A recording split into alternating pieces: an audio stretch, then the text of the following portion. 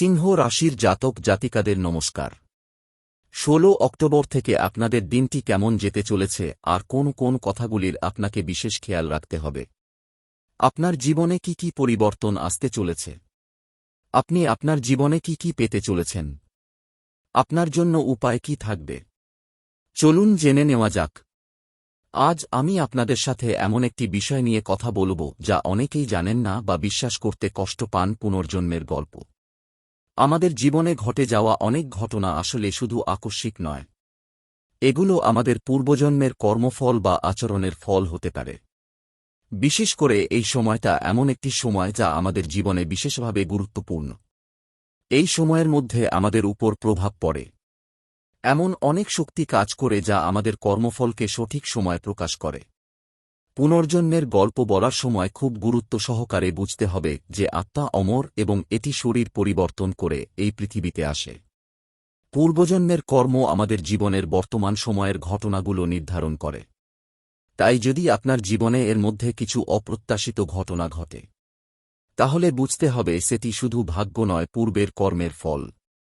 এই সময়কালকে কিছু জ্যোতিষশাস্ত্রবিদ এবং আধ্যাত্মিক শিক্ষকরা পরীক্ষা সময় হিসেবে দেখেন। শনিদেবের গতি এই সময় বিপরীতমুখী থাকে, যা মানে এই যে অতীতের কর্মগুলো আবার সামনে আসে এবং আমাদের পরীক্ষা নেয়। এটা আমাদের সতর্ক করে দেয় যে আমাদের জীবনের ভুলগুলো শুধরাতে হবে। আপনার যদি এই সময় জীবনে কোন বাধা, অসুবিধা বা চ্যালেঞ্জ আসে, তাহলে সেটাকে কেবল সমস্যা হিসেবে না দেখে একটি সুযোগ হিসেবে দেখুন। এই সুযোগটা আমাদের পুরনো ভুল থেকে শিক্ষা নিয়ে সঠিক পথ বেছে নেওয়ার জন্য আসে। আবারও বলছি, এটা কোনো কুসংস্কার নয়, বরং জীবনের প্রকৃত বাস্তবতা। আমাদের চারপাশের পৃথিবী পরিবর্তনশীল, তাই আত্মার উন্নতি আমাদের সবারই লক্ষ্য হওয়া উচিত। এই সময় আমরা যদি নিজের ভুলগুলো বুঝে শুধরে নিতে পারি, তাহলে আমাদের পরবর্তী জীবনও সুখময় ও সফল হবে। এই ভিডিওতে আমি আপনাদের জানাবো কিভাবে এই সময়টা আমাদের জীবনে প্রভাব ফেলে এবং আমরা কিভাবে নিজেদের পুনর্জন্মের চক্র থেকে মুক্তি পেতে পারি। পুনর্জন্ম বলতে শুধু একটি শারীরিক জীবনের পুনরাবৃত্তি নয়, বরং এটি আত্মা শেখার একটি অবিচ্ছেদ্য প্রক্রিয়া। যখন আমরা জীবনে ভুল করি, পাপ বা দোষ করি, তখন সেই কর্মের প্রতিফলন পরবর্তী জীবনে আসে। কিন্তু আমরা যদি সেই কর্ম থেকে শিক্ষা নিতে পারি, নিজেকে বদলে নিতে পারি, তখন আমাদের আত্মার উন্নতি হয় এবং পুনর্জন্মের চক্র থেকে মুক্তির পথ খোলা হয়। এই সময়টার একটি বিশেষ গুরুত্ব আছে। এ সময় পৃথিবীর কয়েকটি গ্রহ বিশেষ অবস্থানে থাকে যা আমাদের কর্মফলের প্রকাশকে ত্বরান্বিত করে। শনি গ্রহের গতি এই সময় ধীর হয়ে যায় বা বিপরীতমুখী হয়, যা মানে আমরা আমাদের অতীত কাজগুলো আবার পরীক্ষা করি। এটি একটি ধরনের আধ্যাত্মিক রিহার্সালের মতো, যেখানে আমাদের জীবনের ভুল এবং সঠিক দিকগুলো পরিষ্কার হয়। এই সময় আত্মার যাত্রায় যারা সচেতন থাকেন, তারা নিজেদের জীবনের দোষ ত্রুটিগুলো খুঁজে বের করে ক্ষমা চায় এবং আত্মাকে শুদ্ধ করার কাজ শুরু করে। এই কাজগুলো আমাদের কেবল বর্তমান জীবনের জন্য নয়, আগামী জীবনের জন্য একটি মঙ্গলকর ফল এনে দেয়। এছাড়া এই সময় আমরা যদি ধ্যান, প্রার্থনা ও সৎ কাজের মাধ্যমে নিজেদের উন্নতির দিকে মনোনিবেশ করি, তাহলে এটি আমাদের জন্য একটি নতুন সূচনা হিসেবে কাজ করে। যেমন পুরনো একটি ভুল যদি নতুন জীবনে দুর্ভাগ্য বয়ে আনে, তাহলে এই সময় আমরা সেই ভুলের থেকে মুক্তি পেতে পারি। আপনি যদি এই সময় নিজের মধ্যে শান্তি, ভালোবাসা ও ক্ষমার আলো দেখতে চান, তাহলে নিজের অতীতের দোষগুলো মেনে নিয়ে সেগুলো শুধরানোর চেষ্টা করুন। এই কাজটি সহজ না হলেও এর ফলাফল গভীর ও স্থায়ী হবে। অনেক মানুষই বিশ্বাস করেন যে তাদের জীবনে এমন কিছু ঘটনা ঘটে যা তারা ব্যাখ্যা করতে পারেন না। কোথায় যেন একটা অপরিচিত আবেগ বা ভয়ের অনুভূতি, বা হঠাৎ করে কোন জায়গা বা ব্যক্তির প্রতি অজানা আকর্ষণ, এসবই পূর্বজন্মের স্মৃতির প্রতিফলন হতে পারে। আমাদের মস্তিষ্কের গভীরে থাকা এই স্মৃতিগুলো কখনো কখনো স্বপ্নের মাধ্যমে বা অজানা অনুভূতির মাধ্যমে সামনে আসে। পূর্বজন্মের স্মৃতি বোঝা মানে শুধু অতীত জানা নয়, এটি আমাদের বর্তমান জীবনের সমস্যাগুলো সমাধানের চাবিকাঠি। যেমন যদি কোন ব্যক্তি বারবার একই ধরনের সম্পর্কের সমস্যায় পড়ে, তাহলে তার পূর্বজন্মের কোন আবদ্ধতা বা অপরিষ্কৃত বিষয় বর্তমান জীবনে ফিরে আসতে পারে। সেক্ষেত্রে সেই স্মৃতি বা আবদ্ধতা বোঝা ও মেলানো মানে হল জীবনের সেই বন্ধন থেকে মুক্তি পাওয়া। ধারণা করা হয় অনেক সময় আমরা এক জীবনে শুরু করা কাজ আরেক জীবনে শেষ করি। তাই পূর্বজন্মের স্মৃতি আমাদের জীবনের উদ্দেশ্য বুঝতে সাহায্য করে। যদি আমরা সেই স্মৃতিগুলো খুঁজে বের করতে পারি তাহলে বর্তমান জীবনে আমাদের পথ চলা অনেক সহজ ও সফল হবে। কিন্তু এই স্মৃতিগুলো সবসময় স্বস্ফূর্ত আসে না। ধ্যান, যোগ, প্রার্থনা কিংবা বিশেষ আধ্যাত্মিক অনুশীলনের মাধ্যমে আমরা এই স্মৃতিগুলোকে সচেতন করতে পারি। এটি অনেক সময় কঠিন হলেও একবার এই স্মৃতি পরিষ্কার হলে আমরা নিজের জীবনের মানে ও উদ্দেশ্য বুঝতে পারি। এই স্মৃতি থেকে শিক্ষা নিয়ে আমরা নিজের ভুলগুলো শুধরাতে পারি, পুরনো ক্ষোভ ও হিংসা দূর করতে পারি এবং নিজের আত্মাকে উন্নত করতে পারি। এভাবেই পুনর্জন্মের চক্র থেকে মুক্তির পথ তৈরি হয়। পূর্বজন্মের স্মৃতি ও শিক্ষা আমাদের কাছে একটি গাইডলাইন হিসেবে কাজ করে, যা দিয়ে আমরা জীবনের নানা সমস্যা ও সংকটের সমাধান করতে পারি।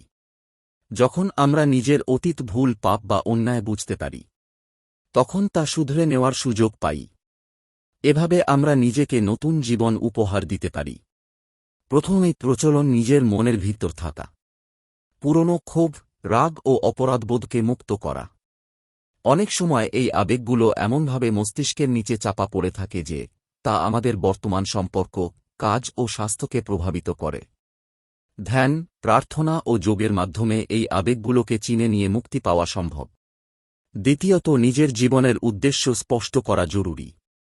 পূর্বজন্মের স্মৃতি থেকে প্রাপ্ত শিক্ষা যদি আমরা সঠিক কাজে লাগাই তাহলে আমাদের জীবনে অর্থপূর্ণ পরিবর্তন আসবে। যেমন পুরনো কোনো ভুল বুঝে তার পুনরাবৃত্তি বন্ধ করা বা কারো প্রতি দীর্ঘদিন ধরে থাকা হিংসা ভুলে মিত্রতা গড়া। তৃতীয়ত, জীবনে ধৈর্য ও ক্ষমাশীল হওয়া শিখতে হবে। পুনর্জন্মের ধারণা আমাদের শেখায় প্রতিটি জীবনে আমরা নতুন করে সুযোগ পাই, কিন্তু সেই সুযোগ ভালো কাজে লাগাতে পারাটা আমাদের নিজের উপর নির্ভর করে। ক্ষমা করার মানে নিজেকে মুক্ত করা এবং ধৈর্যের অর্থ হল জীবনের ওঠাপড়া সহ্য করে এগিয়ে যাওয়া। এছাড়া আত্মাকে উন্নত করার জন্য নিয়মিত আধ্যাত্মিক অনুশীলন প্রয়োজন।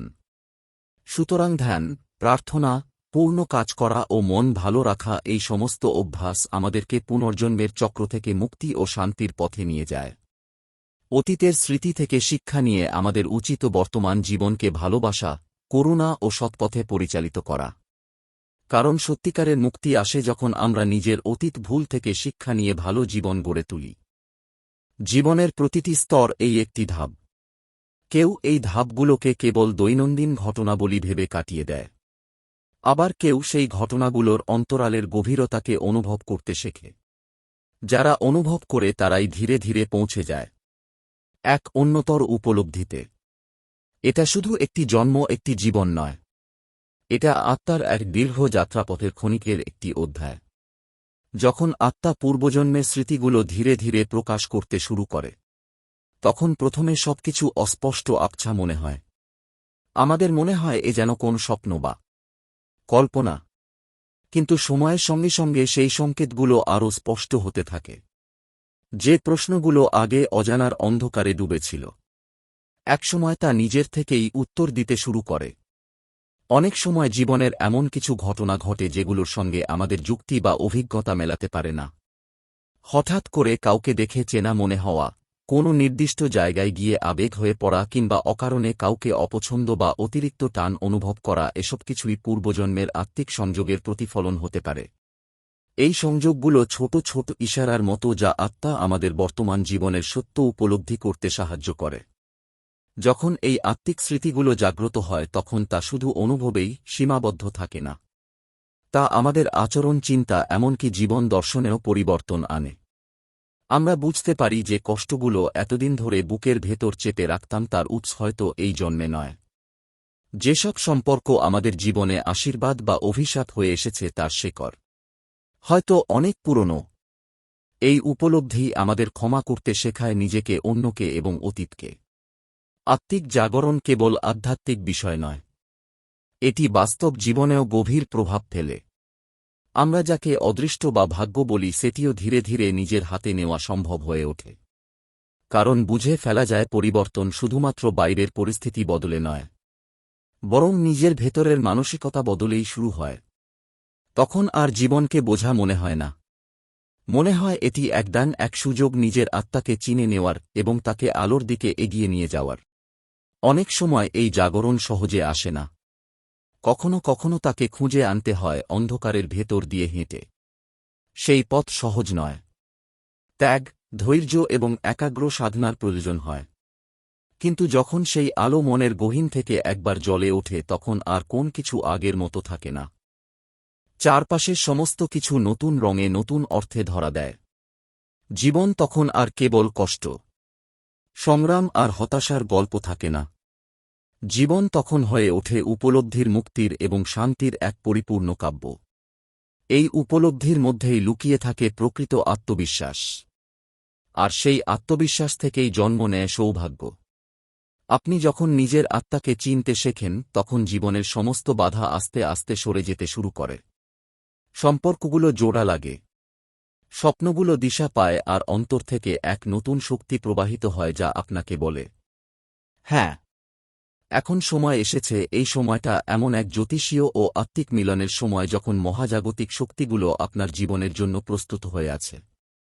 শুধু দরকার আপনার একটি সিদ্ধান্ত, নিজেকে চেনার, নিজেকে বদলানোর এবং নিজের ভাগ্য নিজের হাতে তুলে নেওয়ার। এই আত্মিক রূপান্তর শুরু হয় খুব নরমভাবে, কোনো বর্ষব্দে নয়, কোন চমকে নয়, বরং এক গভীর নীরবতায় সেখানে থাকে শুধু এক শুদ্ধ অনুভব, আমি এক দেহ নই, আমি এক চেতনা, আমি শুধু এই জন্ম নয়, আমি এক ধারাবাহিক পথের যাত্রী।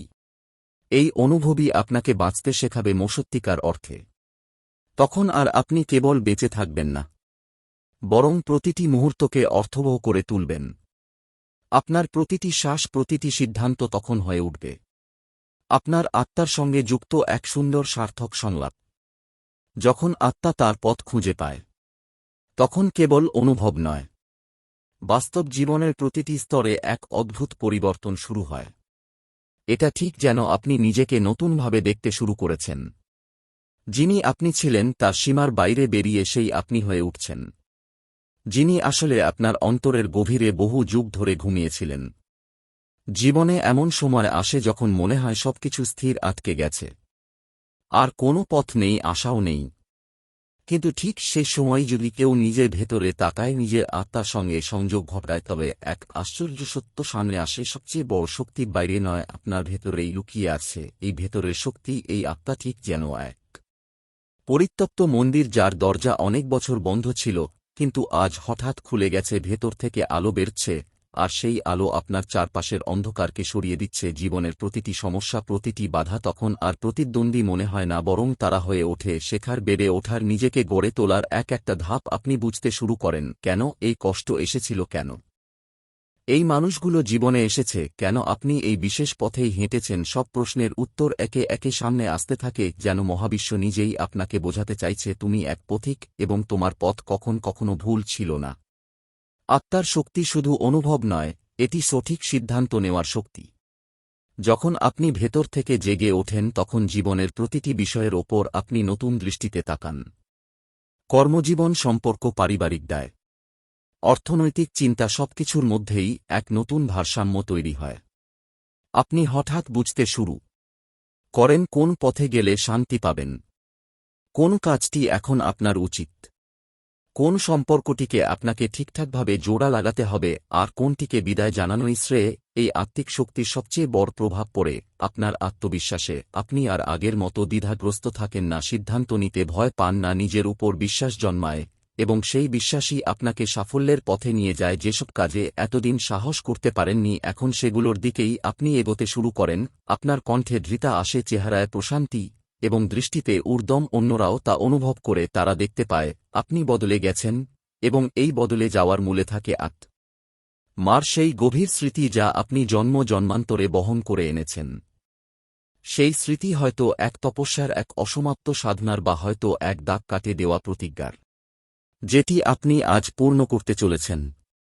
অক্টোবরের মাঝামাঝি সময় এমন এক জ্যোতিষগত কম্বিনেশন তৈরি হয়েছে যেখানে শনি, চন্দ্র ও বৃহস্পতির প্রভাব আত্মিক জাগরণ এবং বাস্তব জীবনে স্থায়ী সাফল্য আনতে সহায়ক ভূমিকা পালন করছে। এই সময় আপনার সিদ্ধান্ত, ভাবনা ও কর্মগুলো বহু বেশি প্রভাব ফেলবে আপনার ভবিষ্যতের ওপর। প্রিয় ভক্তবৃন্দ, এই সমস্ত তথ্য জনস্বার্থে এবং ধর্মীয় বিশ্বাস অনুযায়ী শেয়ার করা হয়েছে। বাস্তুশাস্ত্র ও ধর্মীয় পরামর্শ সবসময় ব্যক্তিগত বিশ্বাসের উপর নির্ভরশীল। আমাদের চ্যানেল কোনো প্রকার দাবি করে না।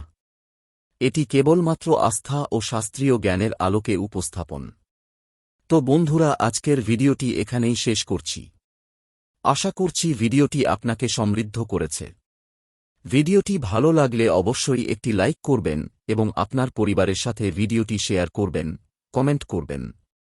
আর এই চ্যানেলে নতুন দর্শক হয়ে থাকলে চ্যানেলটিকে সাবস্ক্রাইব করবেন। ভালো থাকবেন, সুস্থ থাকবেন।